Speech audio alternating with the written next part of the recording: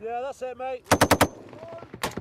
Աֆղանստանում ամերիկյան զորքերի թիվը 30,000-ով համալրելու ծրագրի մասին Օբամայի հայտարարությունից հետո ավելի քան 20 երկիր խոստացան նույնպես հավելյալ զորքեր ուղարկել Աֆղանստան, սակայն դաշնակից երկրների զորքերի ընդհանուր թվի առաջարկվող աճը չի համապատասխանում ԱՄՆ-ի սպասելիքներին։ ՆԱՏՕ-ի գլխավոր քարտուղար Անդերս Ֆոգ Ռասմուսենը չորեքշաբթի օրն ասել էր, թե դաշնակիցները հավանաբար տրամադրեն առնվազն 5,000 թվակազմով հավելյալ ուժեր, Պենտագոնն ակնկալում էր առնվազն 10,000։ Աֆղանստանում ՆԱՏՕ-ի կողմից ղեկավարվող միջազգային անվտանգության ուժերի խոսնակ գեներալ-մայոր Էրիկ Թրեմբլեի կարծիքով, իր առջև դրված առաքելությունը կատարելու համար միջազգային այս կառույցն Աֆղանստանում զգում է տեղի ոստիկանական ու բանակային ուժերի մարզելու համար նախատեսված ավելի քան 200 թիմերի պակաս։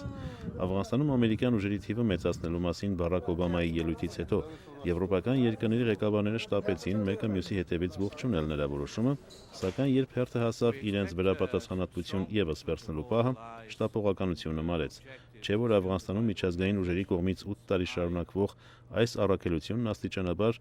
ավելի ու ավելի է հեղինակազրկվում, հատկապես շարունակվող զոհերի թվի աճի պատճառով։ Իտալիան պատրաստ է հատկացնել ևս 1000 զինվորական, Մեծ Բրիտանիան մինչև 10,000, Լեհաստանը 600, Սլովակիան 250, Պորտուգալիան 150։ Կովկասում ԱՄՆ-ի կարևոր դաշնակիցներից մեկը դառնալու հավակնությամբ Վրաստանը խոստանում է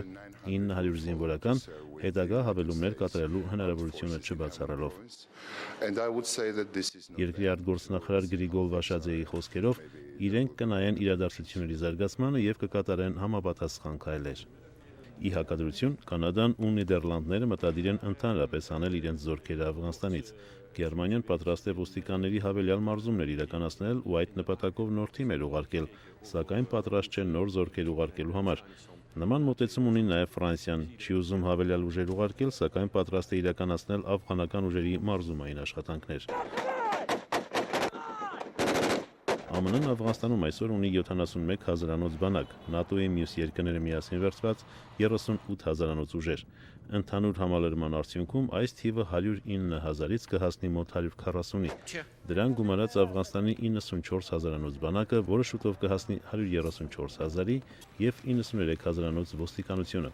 Այսպես, աֆղանական, ՆԱՏՕ-ի և ԱՄՆ-ի ընդհանուր թվով առնվազն 360 հազարը